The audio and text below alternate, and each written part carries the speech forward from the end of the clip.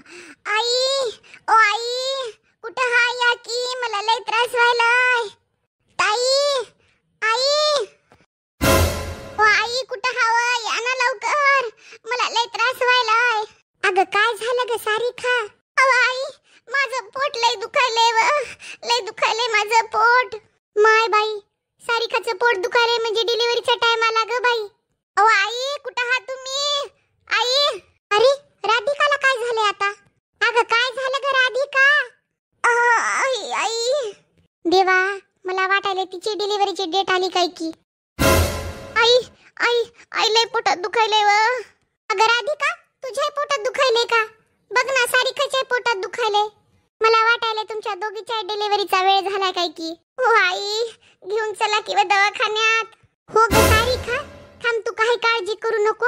आणि राधिका तू पण काही काळजी करू नको बाई. आई लय दुखायलंय व. हो हो बाई, तू काही काळजी करू नको. मी आता रोहनला फोन करते आणि ॲम्ब्युलन्सला पाठव म्हणते आणि त्याला यायला सांगते. राधिका तू बेडवर बस, मी फोन करून येते. मला तर काही कळना झाले ग. माझ्या दोन्ही सुनाला एकदाच त्रास सुरू झाला. ओ आई, करा की लवकर काय करायचं ते, नाहीतर माझा जीव जाईल निघून व. हो हो हो हो, मी आता लगेच ॲम्ब्युलन्सला फोन करते सारिका. माझ्या पोटात लय दुखायलंय व ताई. अरे रोहन, दोघीला पण त्रास सुरू झालाय, डिलिव्हरीची वेळ झाली वाटायले. तू काय कर, ॲम्ब्युलन्सला पाठवून दे आणि तू ये घरी. हो हो हो लवकर या, लय त्रास व्हायला दोघीला बी. अगं पोरी भा, तुम्ही काही काळजी करू नका ग. आता बस रोहन ॲम्ब्युलन्स घेऊन येतच असेल. हो आई, पण जरा लवकर यायला सांगा ओ. आई ग लय दुखायलंय. तुम्ही थोडासा धीर धरा पोरी भा, बस आता ॲम्ब्युलन्स येतच असेल. माय आई ॲम्ब्युलन्स आली, तू सारिकाला आणि वहिनीला घेऊन ये बाहेर. हो हो रे हो रोहन, मी घेऊन यायले दोघीला पण. बाई बाई राधिका उठ माय, तुला मी घेऊन जाते. बाहेर ॲम्ब्युलन्स आली. हो हो आई, जरा दमानं चला, काही काळजी करू नको, तुला मी पकडून नेते व्यवस्थित. सारिका बाई चल लवकर चल, ॲम्ब्युलन्स आली बाहेर, तुला बसवते मी ॲम्ब्युलन्स मध्ये नेऊन. चल. बरं आई.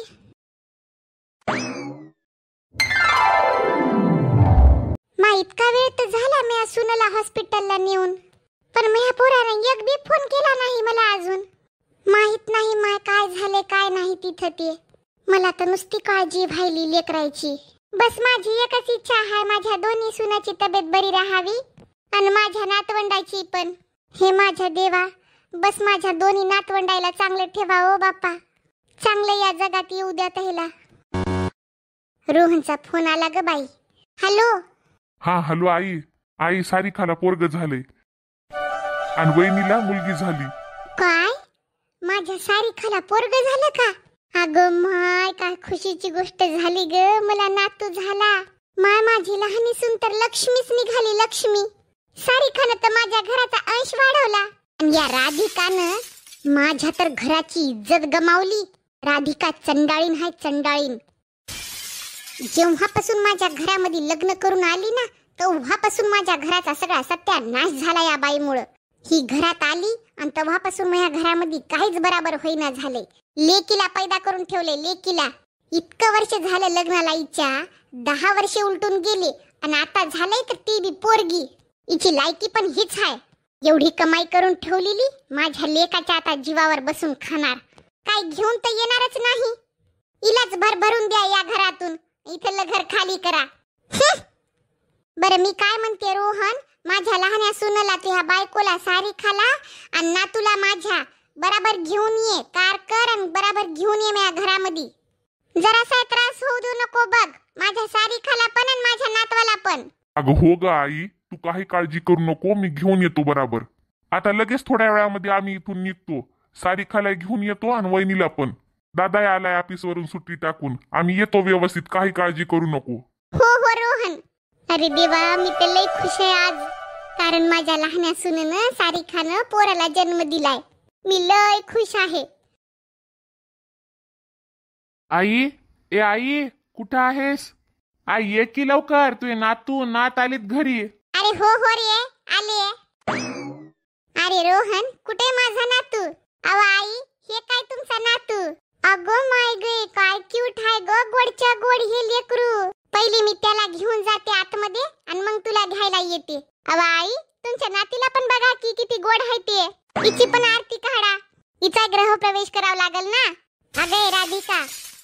तोंड लई चालवत जाऊ नको बघ. एक तर पोरीला जन्म घातलास आणि वरतून म्हणायली की माझ्या पोरीचा गृहप्रवेश करायचाय. चल तू होय बाजूला, करू दे माझ्या नातूची आरती. तिची आरती केली नाही तरी काही फरक पडणार नाही, पण मला माझ्या नातूची आरती करू दे. मला त्याची आधी नजर काढू दे. कोणालाच बरं दिसत नाही, घरचा असो की बाहेरचा असो, पोरग झालंय म्हणून. आई काय हो, तुम्ही पोरामधील पोरीमध्ये एवढा भेदभाव करता? आई, एकतर पोरगी जन्माला येते नाही तर पोरग येते, दुसरं काय होणार आहे? आई तुम्ही असं बोलायला ना, पण मला जरासं पण बरं वाटणं झालं तुमचं असं बोलणं.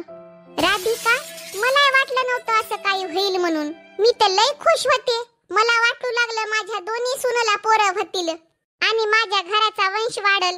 पण तू एका पोरीला जन्म घातलास. एक तर तुझ्या लग्नाला 10 वर्ष झाले आणि तुला लेकरू बाळ झालं नाही, आणि होऊन तर होऊन इतक्या दिवसानंतर ही पोरगी झाली.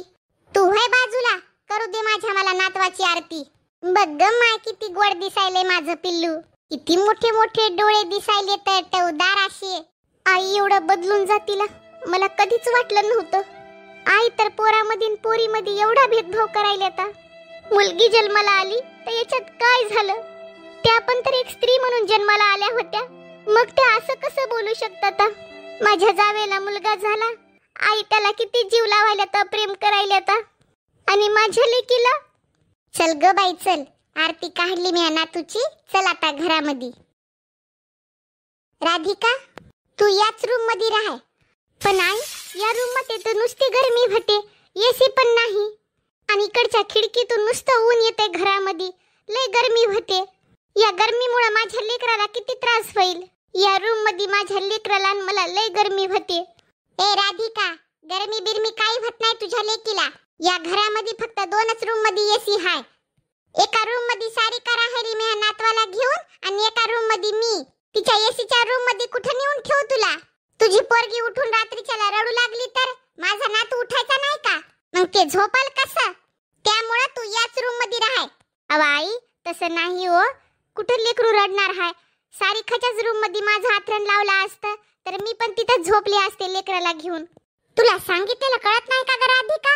माझा नातू झोपलाय त्या रूम मध्ये, आणि ही पोरगी उठून रात्रीच्या टायमाला रडायची होय. कसं झोप लागल मग माझ्या लेकराला? त्यामुळे तू याच रूम मध्ये राह. सारिकाला विनाकारणचा त्रास देऊ नको. अगं आई, तू राधिका सोबत असं का म्हणून करायली? सारिकाच्याच रूम मध्ये हिची बाज नाही तर एखादा बेड लावला असता तर ही पण तिथं झोपली असती ना. त्या रूम मध्ये एसी लावलेला आहे तर आरामामध्ये माझी पोरगी पण झोपल ना तिथं. आणि भैया आई, तू एवढा भेदभाव काऊन करायली मुला मुलीमध्ये? तुझं काय हे वागणं मला बिलकुल पटना झालंय बघ. तू असं कसं बोलायली? अरे काय भेदभाव केलाय रे? अरे किती वर्ष हिला लेकरू बाळ नव्हतं. त्या दवाखान्यात जाय, त्या देवाकडे दाखव, या महाराजाला दाखव. आणि जसे दिवस राहिले मला वाटलं लय चांगलं झालं काय की माय आता मी राधिकाचं पोरग होतं हिला, आणि हिने जन्म घातला या पोरीला. हिने एका पोरीला जन्म घातलाय ना, तर एका पोरीची जेवढी लायकी असते का तेवढीच इज्जत द्यायली मी हिला.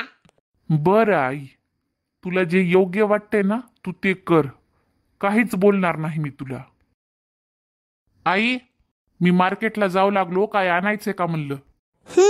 मार्केटला चाललास ना, तर काही ड्राय फ्रूट वगैरे घेऊन ये, फळं घेऊन ये, हिरवा भाजीपाला पालक पनीर घेऊन ये. आता सारिकाला खायला लागते, फ्रूट वगैरे घेऊन ये तिला ताजे ताजे, आणि ड्राय फ्रूट 15 जास्त घेऊन ये. सारिकाला त्याचं कूट करून देते. बरं आई, आणि वहिनीसाठी काय आणायचंय? काही नको आणू वहिनीला, करते भाजी भाकर मी घरामध्ये खाईल ती. एका पोरीला जन्म घातलाय तिनं, तिला भाकर भाजीच द्यायला पाहिजे, दुसरं काही नाही. बरं आई. आणि हा रोहन, सारिकासाठी नारळ पाणी घेऊन ये. बरं आणतो. सारिका, सारिका. हा आई बोला की. अगं सारिका उठ, ये जेवण करून घे बरं. अहो आई, तुम्ही प्रत्येक घंट्याला मला काही ना काहीतरी खायचं घेऊन यायल्या. मी आता नाही खाऊ शकणार बरं, माझं पोट भरलेलं आहे. आई तुम्ही हे आता ठेवा, मी नंतर खाईल. आताच तर थोड्या वेळापूर्वी मला तुम्ही हळदीचं दूध, त्याच्यामध्ये ड्रायफ्रूट वगैरे टाकून दिलं होतं, आणि त्याच्यात लड्डू पण दिला होता खायला. ते पिल्यामुळं खाल्ल्यामुळं मला आता माझं पोट भरल्यासारखं वाटायले.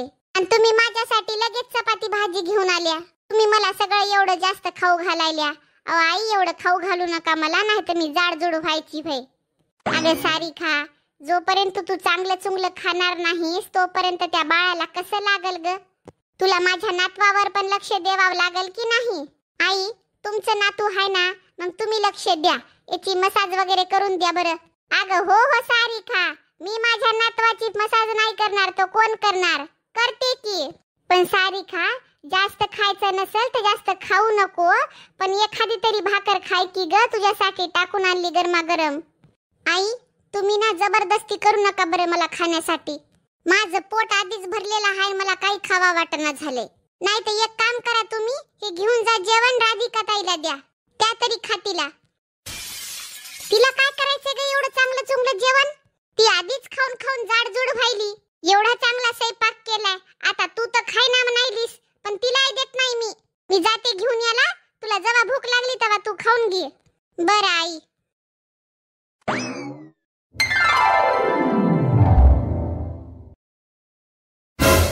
सारिका, काय आई?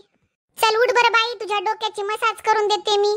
तुझ्या कमरेला चोळून देते तेला ना, केसाची मसाज करते, तेवढंच तुला आराम पडेल. तुझी झाली मसाज की लगेच मग मी मॉलिश करून देते बाळाची पण. चल उठ बरं बाई, उठ सारिका. अवा आई, तुम्ही कशाला मालिश करायला? राहू द्या ना. तशी पण ती बाई येते ना आपल्या इथं मसाज करायला, तिनं 2 टाइम मसाज करून देते की. आणि तसं पण माझी काही जास्त कमर दुखणं झाली काही नाही मसाज करून घ्यायला. तसं पण दिवसातून 2दा शरीराची मसाज होतेच की माझ्या, त्यामुळे माझं तेवढं काही दुखणं झालंय काही नाही, मला मसाजाची काही गरज नाही. तुम्ही एक काम करा, तुमच्या नातूची मसाज करून द्या. बरं सारिका, तुला बरं वाटायलंय ना? हो आई. चल ग बाय, मी माझ्या नातूची तरी मसाज करून देते. ओरे माझ्या बाळा, चल बरं मसाज करते तुझी मी.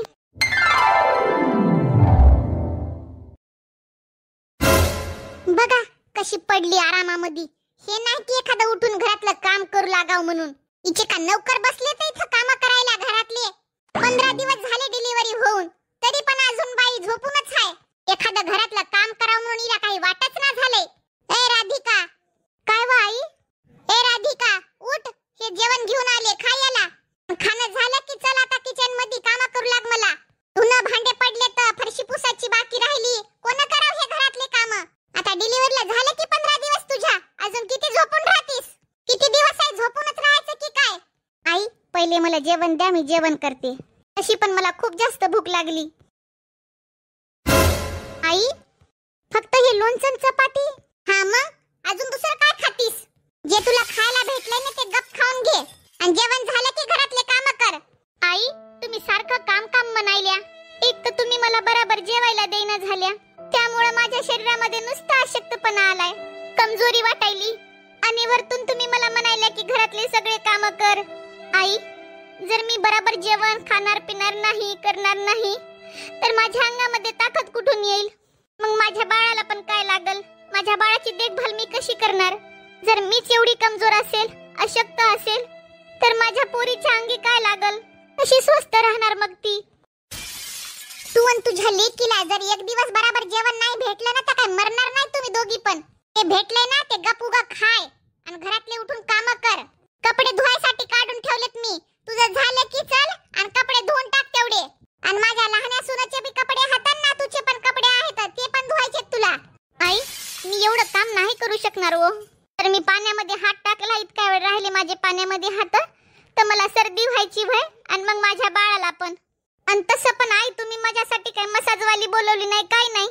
मी माझ्या हातानेच माझ्या बाळाची पण मसाज करते आणि माझ्या पायाची पण. त्यामुळे माझ्या शरीराला लई त्रास व्हायलाय.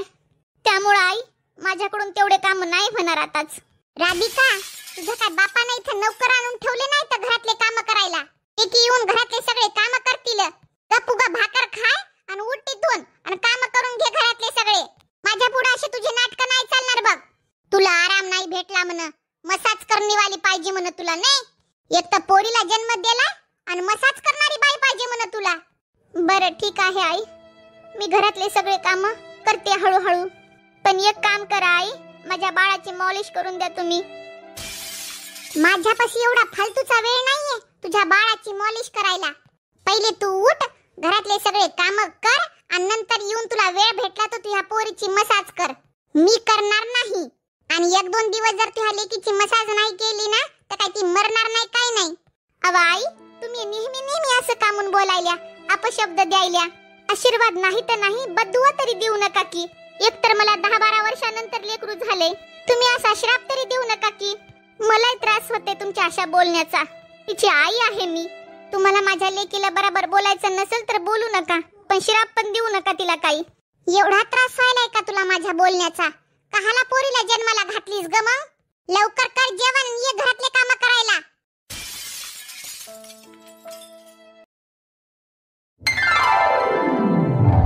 चल ग माय, माझ्या नातवाचा आथरणवरी उन्हात तरी नेऊन वाळू घालते. कडक वाळलं की मग माझ्या नातवाला त्याच्यावर टाकता येते. चल ग माय, माझी नुसती कंबर दुखायली. कपडे तर झालेत माझे, वाळू पण घातले. तर आता हे बाकीचे काम आवरते आणि मग जाऊन जरासा आराम तरी करते. माझी बाई पण उठली असेल ना. आजच्या दिवस फरशी बिरशी पुसत नाही, उद्या सकाळी उठलं की लवकर फरशी पुसून घेते. बाकीचे तर माझे काम झाले. तर करत जाय घरातले असेच काम, तुझी लायकीच आहे ही. अगं अगं अगं पडले ग, अगं वाचवा की ग. अहो आई आई कशा पडल्यावर? थांबा थांबा, मी उचलते तुम्हाला. अगं राधिका पकड ग पकड, मला लय लागलं, मग पाय घसरला काय की. हो हो आई थांबा थांबा. अगं का माझी हड्डी बिड्डी तुटली की काय ग? लय दुखायलंय मला, उचल की ग बाई. हो हो आई उचलायले मी, थांबा. आई तुम्हाला जास्त कुठं लागलं तर नाही ना? अगं नाही ग राधिका, मला उभं राहता येईना झालंय, माझ्या पायाला लय दुखायलंय बघ. आई तुम्ही कसं काय पडल्यावरून? अहो आई तुमचा सीडीवरून पाय घसरला, तुम्ही का लहान आहे की काय? कुठं लक्ष होतं तुमचं? अहो जरा लक्ष देऊन उतरायचं ना, कुठं लक्ष होतं तुमचं? माय पोरी वा, मला माहित नव्हतं ग कशी पडले की मी. आता मला घ्या रूम मध्ये न्या बरं, मला धरा असं. काय गरज होती इकडे तिकडे फिरायची या वयामध्ये? वरी जाऊन नाचत आता. चला आता.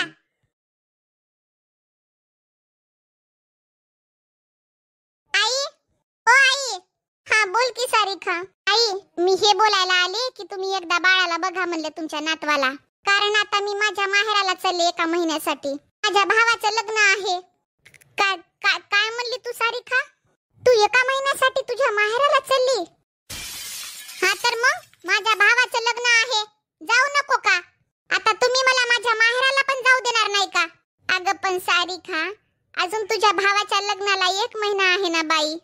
तर मग तू आतापासूनच कामून चालली, अजून 8-10 दिवस थांब की मग जाय ना.